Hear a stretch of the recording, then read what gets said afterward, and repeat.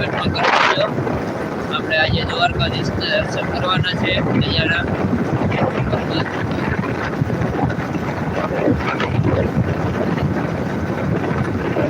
Comment કરતા રહેજો, like કરતા રહેજો.